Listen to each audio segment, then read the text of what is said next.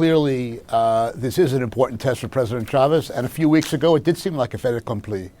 I think today, as Harris Whitbeck correctly said, the sense is that it's going to be pretty tight because I think Chavez is trying to take the country to a point where I'm not sure the country's prepared to go with him.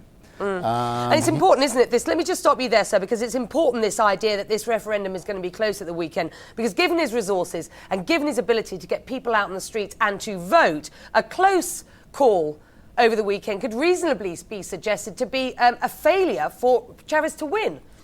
Absolutely. I agree with that completely. I think it would be regarded as a political defeat if it's close. Chavez is somebody who's very confident. Oil is at a record high price. He controls all the institutions. So if he wins by a narrow margin, I think it would be considered a political defeat, and I think it would energize the opposition. And from all the polls that we see, it looks like it may very well be quite tight.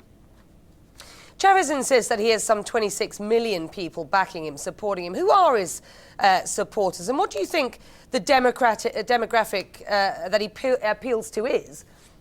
Well, Chavez is clearly somebody who appeals to the vast majority, the poor people in Venezuela. And he connects with them. He has a bond with them. He makes them feel included. And of course, with the resources he had, they're living better than they had before. There are literacy programs. There's health care that's being provided.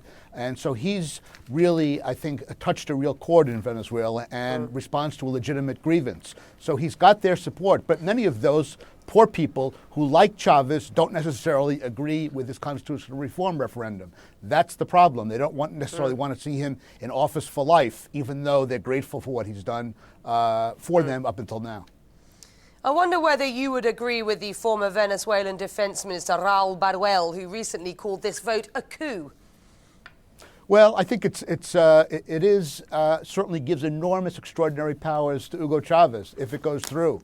And it is a president for life project. He would make all the decisions.